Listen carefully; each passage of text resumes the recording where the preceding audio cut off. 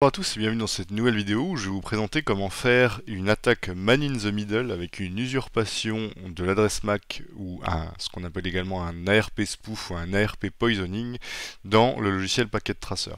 Alors déjà la manipulation je la fais sous Packet Tracer, c'est juste pour faire comprendre le fonctionnement et la possibilité qu'on a d'usurper une adresse MAC sur un réseau local. C'est pour sensibiliser au fait que quand on se connecte sur un réseau local qu'on ne connaît pas déjà, on ne sait pas forcément ce qui se passe, mais surtout qu'il est très important de sécuriser les accès à vos réseaux locaux, aussi bien que ce soit physiquement que les accès, je pense, au réseau Wi-Fi ou au câble Ethernet dans vos entreprises. Alors, bien évidemment, tout ce que je vais faire là, ça peut se refaire en réel avec une distribution de Kali Linux ou un logiciel qui change d'adresse MAC. Je vous invite bien évidemment à ne pas le faire si ce n'est à des fins de test, à rester éthique dans vos usages de ce genre d'outils et bien évidemment à ne pas les utiliser à des fins illégales. Donc, si vous l'utilisez dans le cadre de votre entreprise pour faire un test de sécurité, les personnes doivent être informées que ce test va avoir lieu et vous devez avoir un accord de votre direction pour le faire.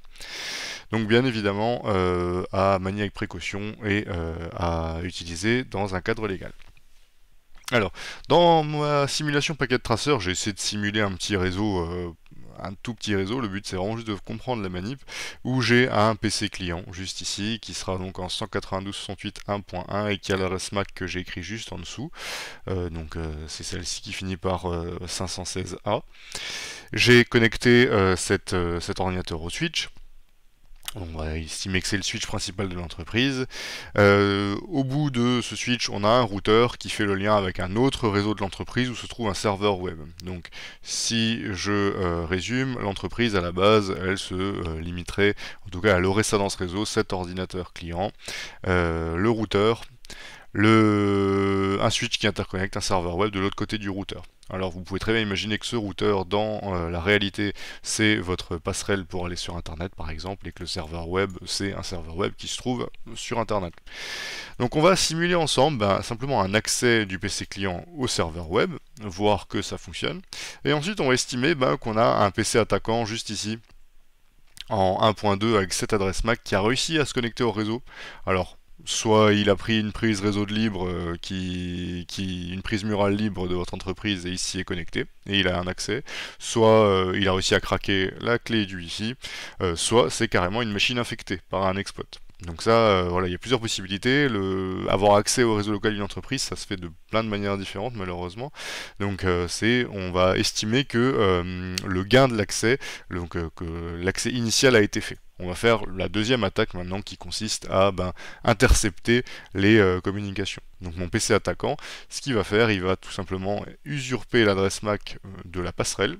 On verra que en usurpant l'adresse MAC de la passerelle, je vais recevoir les trames qui sont normalement à destination de la passerelle. Donc je vais pouvoir voir ce qui se passe sur l'ordinateur, ce qui aurait dû passer de mon poste client à mon serveur web.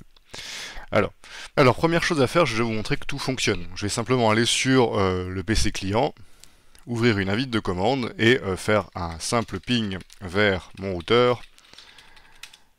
On voit qui fonctionne, donc jusque là la communication se fait bien. Et si je fais un ARP-A, donc ARP-A qui me permet de vérifier la table ARP, donc la correspondance entre adresse IP et adresse MAC, je vois que l'adresse IP du routeur se trouve ici, 1.254, et l'adresse MAC correspondante c'est bien 2E01, c'est bien celle du routeur. À ce stade, je peux correctement aller sur le serveur web, j'ai simplement à faire web browser, et je vais pouvoir me connecter donc au serveur web qui a pour IP 192.168.10.200 et voir que j'accède bien au serveur web intégré de Cisco Packet Tracer. Donc jusque là tout fonctionne bien, mon PC attaquant n'est pas encore intervenu, c'est simplement un simple poste client qui travaille avec Internet et qui fait des échanges. Alors, arrive l'attaquant. L'attaquant donc qui a peut-être eu accès à votre réseau d'une manière détournée, soit en utilisant un port Ethernet du coup, ou en attaquant le réseau Wi-Fi. L'attaquant, qu'est-ce qu'il peut faire? Il va pouvoir de son côté aussi ouvrir une invite de commande et faire un ipconfig et regardez qui est sa passerelle par défaut. Si vous avez un serveur DHCP qui lui distribue une IP, il a tout de suite une adresse IP dans le réseau, dans le bon réseau, et une adresse IP importante, intéressante en tout cas, celle de la passerelle par défaut. Donc vous remarquez une première protection potentielle contre cette attaque, ça serait de ne pas distribuer automatiquement des IP, donc soit de ne pas avoir de DHCP, soit de faire justement un filtre par adresse MAC, soit de faire de l'authentification avant IP, donc voilà, il y a plusieurs possibilités, mais là on va admettre qu'on est dans un réseau un peu classique où il y a simplement un routeur ou une box qui distribue directement l'IP. Et là je reçois donc l'IP de ma passerelle par défaut. Et l'attaquant, ce qu'il va pouvoir faire, va simplement pouvoir faire un ping vers 1.254. Donc jusque là il fait rien de sorcier, rien en tout cas qui pourrait sembler louche. Et une fois qu'il a fait ça, il peut aussi faire ARP-A comme notre poste client et récupérer ainsi l'adresse MAC de notre routeur, donc de notre passerelle par défaut. Donc là vous voyez bien elle est en 2E01, alors que si je fais un ipconfig /all sur mon poste attaquant, je suis bien en 12.01 à la fin. Donc pour le moment, il n'a pas fait de changement, notre attaquant a simplement récupéré une information. À ce stade, si je vais sur le switch, et que je regarde la table MAC, la correspondance ARP sur le switch, je vais pouvoir voir qu'elle est, pour le moment, pas empoisonnée, puisque j'ai encore rien usurpé.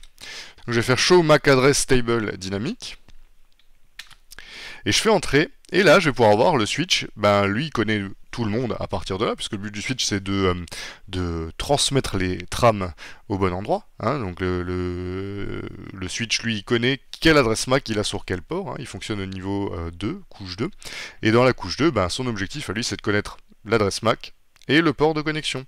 Alors si on reprend rapidement, à ce stade, on a l'adresse MAC 12.01 qui est celle de notre attaquant qui est sur l'interface Fast Ethernet 02. On a l'adresse MAC 516A qui est celle de notre poste client légitime sur FA01.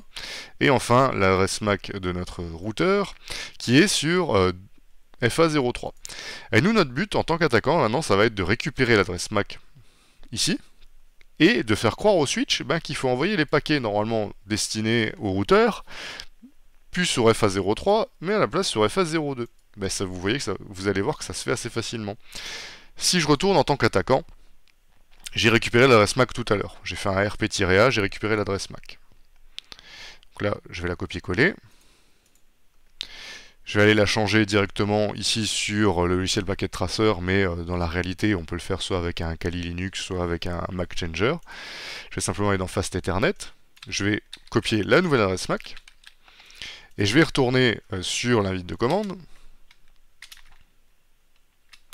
Et je vais refaire un ipconfig /all. Et cette fois, on voit que ma nouvelle adresse MAC, c'est 2E01, comme le routeur. Donc là, j'usurpe l'adresse MAC du routeur. Pour pouvoir empoisonner le cache ARP du switch, la solution toute simple, ça va être d'envoyer un ping continu à une adresse IP du réseau. Alors là, en tant qu'attaquant, vous avez juste à faire un scan IP du réseau et vous trouvez une IP qui répond. Moi, je vais utiliser celle de mon client. Et je vais faire un 192.168.1.1-T. Ping-T 192.168.1.1, donc ce qui veut dire pinguer à l'infini. Et là, mes deux machines, mon poste attaquant et mon poste client, vont communiquer, juste avec un ping. Et si je retourne sur le switch, et que je refais un show MAC address table dynamique, je peux voir que l'adresse MAC de mon routeur à la base, donc 2E01, elle n'est plus sur FA03, mais bien sur FA02. FA02 qui est le PC portable de mon poste attaquant. Et donc là, j'usurpe actuellement l'adresse MAC de mon routeur. Donc, dorénavant, mon poste client, s'il veut aller sur le serveur web, ça ne va plus fonctionner. Bon, je vais quitter la page pour que ce soit plus clair.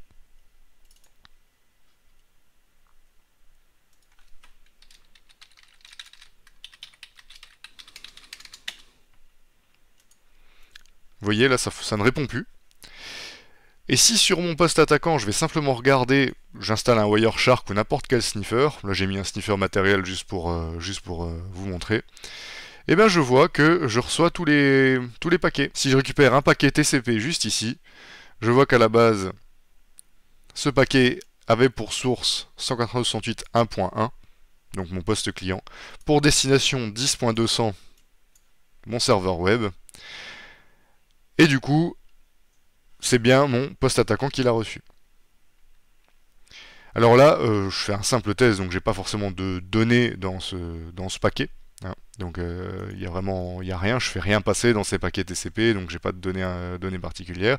Mais à savoir qu'en naviguant en HTTP, sur un serveur web, admettons que vous étiez en train d'envoyer un mot de passe, et ben ce mot de passe se serait retrouvé en clair ici. On va savoir que là j'ai fait un paramétrage assez basique, c'est-à-dire que ben là le poste client peut plus naviguer sur internet, mais c'est tout à fait possible de faire un renvoi des paquets après vers le routeur pour que la communication semble légitime. C'est-à-dire que j'intercepte les paquets et je les renvoie à leur destination de base, donc, ce qui me permet juste simplement d'être l'homme du milieu, donc le man in the middle, et de récupérer toutes les infos et de les rerouter vers le serveur web. Alors, l'attaque man in the middle, elle se fait de plein de manières. Hein. Là, je l'ai montré avec l'usurpation d'adresse MAC. Elle peut se faire en usurpation d'adresse IP, elle peut se faire tout simplement en prenant possession de ce routeur, puisque le routeur, par définition, c'est un homme du milieu, puisqu'il voit tout passer. Donc il y a quand même beaucoup de possibilités de faire ce type d'attaque. Pour s'en protéger, ben c'est pareil, hein, je vous ai donné un petit indice, je vous ai dit j'aurais pu tout voir si c'était de l'HTTP qui transitait. Simplement le fait de chiffrer les échanges, ben, si j'intercepte des échanges chiffrés, je ne pourrais pas les lire. Donc le chiffrement, même sur les réseaux locaux, c'est très important. C'est même nécessaire quoi qu'il arrive. On essaie aussi par tous les moyens d'empêcher l'accès d'un poste attaquant à un réseau local. Alors on rappelle que pour accéder à un réseau local, c'est pas forcément un attaquant qui vient chez vous avec son PC portable. Hein. Ça peut être un de vos autres postes clients qui serait infecté. Et ensuite, on essaie de donner le minimum d'informations à un nouveau poste qui arriverait sur le réseau. Donc on voit si c'est légitime de le mettre en DHCP avec toutes les infos, ou si on l'isolerait pas dans un VLAN particulier. Donc ça, c'est adapté à vos différents, réseaux. Après, en tant que tel, sur les switches et sur les routeurs, on a des solutions propres pour protéger contre les usurpations d'adresse MAC. Là, je détaillerai pas parce que ça dépend de la marque du switch, donc à vous de voir si sur les switches que vous avez, si vous avez une protection contre l'ARP poisoning. Il y en a une qui est assez simple aussi, c'est tout simplement de bloquer le nombre d'adresses MAC par port. Vous voyez là sur le switch, quand je regarde la table, j'ai finalement sur FA02 deux adresses MAC. Est-ce qu'on pourrait pas se poser la question si sur un switch standard, c'est normal d'avoir deux adresses MAC sur le même port? Normalement non. Hein. Sur un switch comme ça, on a un port par ordinateur, une adresse MAC, donc on peut simplement bloquer le nombre d'adresses MAC maximum. Donc voilà, il y a plusieurs solutions. À vous de voir ce que vous pouvez mettre dans votre réseau particulier. Le but ici, je voulais vraiment vous sensibiliser au fait que c'est une attaque qui est finalement assez facile à faire et qui permet de sniffer du trafic vraiment sans gros efforts, comme vous pouvez le voir. Donc je rappelle, on essaye, quoi qu'il arrive, de chiffrer les échanges. Comme ça, en cas d'attaque, on empêche que les données récupérées soient exploitables. Et ensuite, on essaie de se protéger contre les accès à notre réseau local, et ensuite on essaie de se protéger contre les usurpations et contre la RP poisoning. Voilà, j'espère que cette vidéo vous a plu, n'hésitez pas à me le dire, j'en ferai potentiellement d'autres un peu sur les attaques comme ça, les petites attaques de base et comment s'en protéger. N'hésitez pas à me suivre si vous voulez en savoir plus. Je vous souhaite à tous une très bonne journée, à bientôt.